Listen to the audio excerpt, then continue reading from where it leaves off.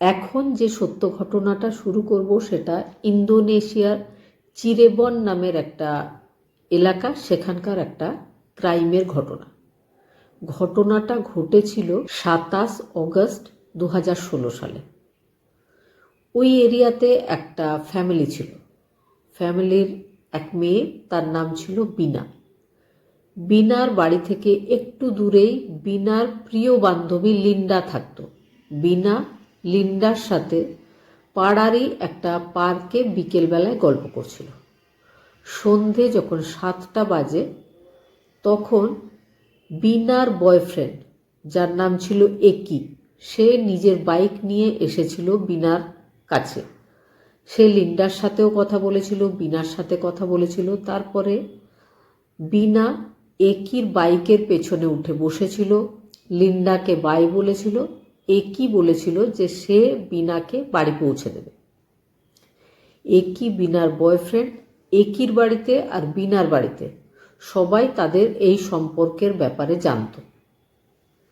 এবার রাত 9টা বেজে যায়, তখনও কিন্তু বিনা বাড়ি ফিরে আসেনি।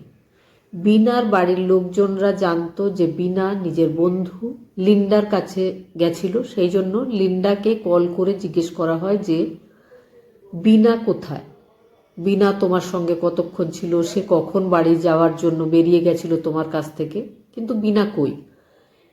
লিন্ডাকে কল করলে বিনার বাড়ির লোকজন জানতে পারে যে সে নিজের বয়ফ্রেন্ড একির সাথে তার বাইকে বসে চলে গেছিল। এবার বিনার বাড়ির লোকজন ভাবে যে হয়তো একির সাথে সে ডিনার করতে গিয়ে থাকবে, সেই জন্য তার লেট হচ্ছে। তারপরে কিন্তু তারা নিশ্চিন্ত হয়ে গেছিল, তারা আর চিন্তা করছিল না।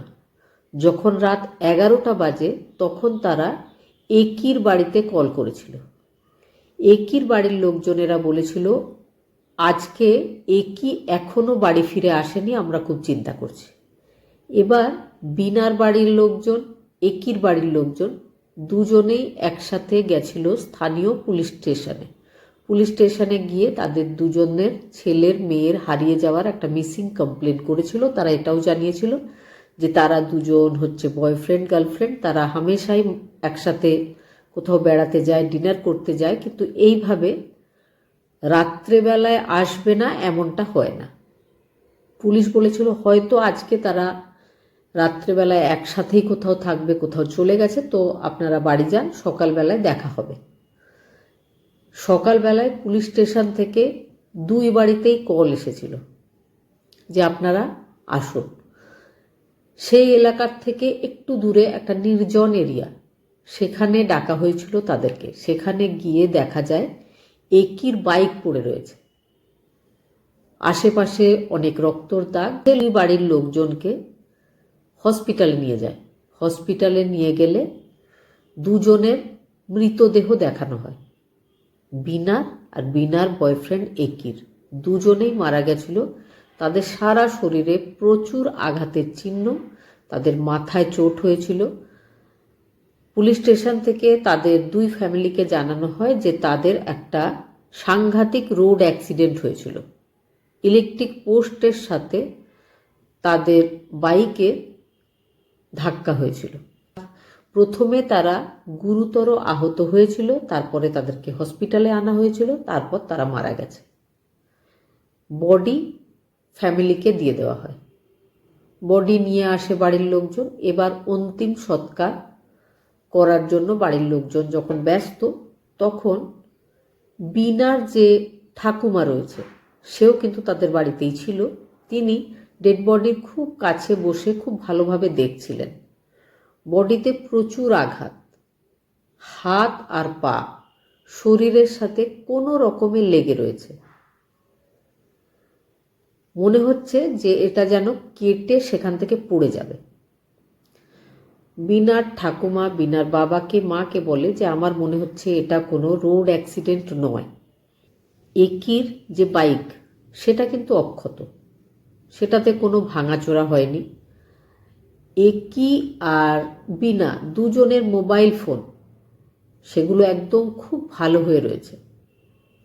দুটো মানুষ ওই গাড়িতে অ্যাক্সিডেন্টের পর মারা গেল, বাইকটা অক্ষত, তাদের মোবাইল ফোনগুলো অক্ষত, এগুলো হয় কি করে?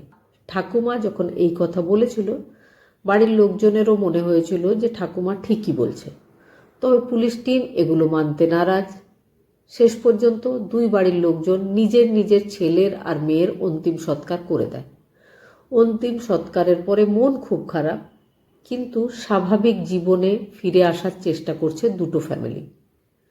7 দিন পরে লিন্ডা, মানে যে প্রিয় বান্ধবীর সাথে বিনা সেদিন পার্কে গেছিল গল্প করতে, লিন্ডার বড় দিদি বিনার বাবাকে কল করে বলে যে আপনি এক্ষুনি যত তাড়াতাড়ি সম্ভব আমাদের বাড়িতে চলে আসুন। বিনার বাবা এর আগে কখনোই তাদের বাড়ি যাননি। বিনার মাকে সঙ্গে করে নিয়ে তিনি, খুব বেশি দূরে বাড়ি ছিল না, তো সেখানে চলে গেছিলেন। যাওয়ার পরে তিনি যখন ডোরবেলটা বাজিয়েছিলেন, ভেতর থেকে আওয়াজ এসেছিল যে দাঁড়াও, খুলছি। এই যে আওয়াজটা তারা পেয়েছিল, একদম মা বাবা দুজনেরই মনে হয়েছিল যে লিন্ডার বাড়ির ভেতর থেকে যেন তাদের মৃত মেয়ে বিনা কথা বলছে। মা বাবা দুজনে অবাক হয়ে পরস্পরের দিকে তাকিয়েছিল। তারপরে তারা দেখেন যে লিন্ডা এসে দরজাটা খুলে দিয়েছিল। শুধু দরজা খুলে দেয়নি, সে বিনার বাবাকে পাপা বলে জড়িয়ে ধরেছিল। ব্যাপারটা লিন্ডার বাড়ির লোকজনের আর বিনার মায়ের সঙ্গে বিনার বাবার খুব অবাক লেগেছিল, কারণ এই পর্যন্ত তার মেয়ের বান্ধবী এইভাবে তার সাথে কখনো কথা বলেনি বা গলা জড়িয়েও ধরেনি। তার মনে হয়েছিল হয়তো তার মেয়ে বিনা মারা গেছে, তার প্রিয় বান্ধবী খুব দুঃখিত, তাই জন্য তার বাবার সাথে এইভাবে দেখা করেছে। তারপরে তারা ভেতরে এসে বসে। লিন্ডার দিদি বিনার বাবা মাকে বলে যে গত 2 দিন ধরে লিন্ডা এরকমই করছে, মাঝে মাঝে ঠিক লিন্ডা যেমন তেমন ভাবেই কথা বলছে, স্বাভাবিক থাকছে ঘরে। হঠাৎ হঠাৎ সে বিনার গলার আওয়াজে কথা বলতে শুরু করছে আর অদ্ভুত অদ্ভুত কথা বলছে। হঠাৎ লিন্ডা আজকে ঘুম থেকে উঠে বিনার মতো করে গলার স্বর তৈরি করে বলেছে যে আমার বাবাকে ডাকো, সেই জন্য আমি কল করে আপনাদেরকে ডেকেছি। এবার বিনার বাবা আর মা লিন্ডার সামনে গিয়ে বসে, তার দিকে তাকায়। লিন্ডা তখন বলে যে আমি বিনা, লিন্ডার শরীরের ভেতর থেকে কথা বলছি তোমাদের সাথে। আমি যা বলছি সেগুলো তোমরা রেকর্ড করে রাখো। সঙ্গে সঙ্গে বিনার বাবা নিজের মোবাইল ফোন বের করেছিলেন, রেকর্ডিংয়ের জন্য রেডি হয়ে গেছিলেন। এবার লিন্ডা কথা বলতে শুরু করে, কিন্তু আওয়াজটা ছিল বিনার। সে বলে যে ঘটনার দিন আমি নিজের বয়ফ্রেন্ড একির সাথে বাইকে করে যাচ্ছিলাম। হঠাৎ করে 10-12 জনের একটা বাইকার টিম, উল্টোপাল্টা বাজে ছেলেদের একটা টিম খুব তীব্র গতিতে তাদের সামনে এসে দাঁড়িয়েছিল। ওই যে বাইকার টিম, তাদের মধ্যে একটা ছেলেকে বিনা আর একি দুজনেই চিনত, যার নাম পেগি সেথিয়াবান। সে যখন বিনা স্কুলে পড়তো তখন তার সিনিয়র ছিল, সেই সময় থেকে সে বিনাকে জ্বালাতন করত, নানা রকমভাবে বিরক্ত করত, বারবার তাকে প্রেমের প্রস্তাব দিত। তবে বিনার পেগি নামের ওই ছেলেটাকে একদম পছন্দ ছিল না, সে বারবার না করে দিয়েছিল। একদিন ওই ছেলেটা বিনার পেছন পেছন গার্লস টয়লেটেও ঢুকে পড়েছিল। তখন বিনা সে পেগির মুখে থুতু ফেলে দিয়েছিল। সেই দিনের পর থেকে পেগি ঠিক করেছিল যে কোনোভাবে বিনাকে সে শাস্তি দেবেই। তারপরে স্কুল শেষ হয়েছিল, বিনা চলে গেছিল কলেজে। সেখানে গিয়ে তার একির সাথে সাক্ষাৎ হয়েছিল, একির সাথে তার প্রেম হয়েছিল। এদিকে একির সাথে কিন্তু ওই বাজে ছেলে পেগির আলাপ ছিল, তবে দুজনের মধ্যে বন্ধুত্ব ছিল না। পেগি সেথিয়াবান যখন জানতে পেরেছিল যে তার পরিচিত একির সাথে সে যে মেয়েকে এত বছর ধরে পছন্দ করছিল, একটা প্রেমের সম্পর্ক শুরু হয়ে গেছে, সে একিকেও নিজের শত্রু বলে মনে করতে শুরু করে। একি আর বিনা দুজনকে সে শাস্তি দেবে বলে মনে ভেবে নিয়েছিল। ঘটনার দিন বিনা নিজের বয়ফ্রেন্ড একির সাথে যখন বাইকে করে যাচ্ছিল, হঠাৎ করে সেই বাইকারদের টিম তাদের সামনে এসে দাঁড়ায়। তারা আবারও বিনাকে আর একিকে মারধর করতে শুরু করে। একিকে এতটাই মারে যে সে অজ্ঞান হয়ে পাশে পড়েছিল। তখন বিনা গুণে দেখেনি 10-12 জন মতো ছেলে ছিল, তারা বিনাকে রেপ করেছিল, প্রচুর মারধর করেছিল। করার পরে তারা তাদের বাইকটা বারবার বিনার হাতের আর পায়ের উপর চালিয়েছিল। এই সমস্ত কথাগুলো লিন্ডার মুখ থেকে বিনা বলছিল। সমস্তটা বলা হয়ে যায়। তারপরে লিন্ডা আবার ঠিক যেমন তার নিজের গলা, সেই গলার আওয়াজে কথা বলতে শুরু করে। এই ঘটনাটা হওয়ার পর সেই ফোনের রেকর্ডিং নিয়ে বিনার বাবা আর একির বাবা মা সবাই পুলিশ স্টেশনে গিয়ে ব্যাপারটা জানিয়েছিল। রেকর্ডিং দিলেই তো আর পুলিশ টিম মেনে নেবে না। ওই যে রেকর্ডিংটা, তাতে যে গলার স্বর ছিল সেটাকে টেস্ট করে দেখা হবে বলা হয়। পুরনো বিনার যেখানে যেখানে ভয়েস ছিল সেগুলো নিয়ে টেস্ট করা হয়। রিপোর্টে জানা যায় যে এটা সত্যি সত্যি বিনার গলার আওয়াজ। এবার মিডিয়া, সোশ্যাল মিডিয়া সব জায়গায় এই কথাগুলো ছড়িয়ে পড়ে। বাইকারদের একটা যে টিম, আগেই বলেছি, সেই বাইকারদের টিমের নাম মুন রেকার বাইকার গ্যাং। সেই নামটাও কিন্তু বিনা বলেছিল লিন্ডার মুখ দিয়ে। সেই নামটাও যখন পুলিশ টিম জানতে পারে, পুলিশ টিম অ্যারেস্ট করে ওই গ্যাংয়ের 8 জনকে। কিন্তু মেন যে কালপ্রিট পেগি, তাকে পুলিশ অ্যারেস্ট করতে পারেনি।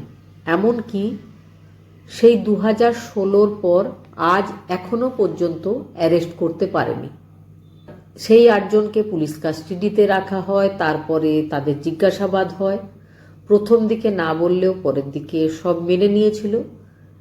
তারা যা যা বলেছিল সেগুলো সব মিলে গেছিল বিনার বলা কথার সাথে। পুলিশ টিম কিন্তু যে কোনোভাবে পেগিকে খোঁজার চেষ্টা করছিল, পেগিকে খুঁজে পায়নি। একির মা বাবা, বিনার মা বাবা বারবার পুলিশ টিমকে গিয়ে রিকোয়েস্ট করে, কিন্তু পুলিশ টিম সফলতা পায়নি। পুলিশ টিম যখন মুন রেকার গ্যাংয়ের ওই ছেলেদের লোকেশন ট্রেস করে দেখে, তখন দেখা যায় সত্যি সত্যি সেই রাতে, যে রাতে বিনা আর একি হারিয়ে গেছিল, সেই রাতে ওই সময়ে তাদের লোকেশন ওই জায়গাটাতেই ছিল, যে জায়গাটাতে বিনাকে আর একিকে গুরুতর আহত অবস্থায় পাওয়া গেছিল। এই ব্যাপারগুলো প্রমাণ করে দিয়েছিল যে বিনা যা যা বলেছে সবটাই সত্যি। কিন্তু পুলিশ কখনোই পেগিকে অ্যারেস্ট করতে পারেনি। ওই ঘটনার পর কেটে যায় 8 বছর। এই যে পুরো ব্যাপারটা, এটা নিয়ে ওখানকার একজন ডাইরেক্টর মুভি তৈরি করেছিলেন। মুভির নাম ছিল বিনা বিফোর 7 ডেজ।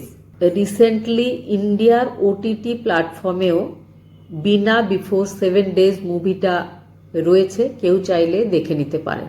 মে 2024-এ এই মুভিটা রিলিজ হয়েছিল।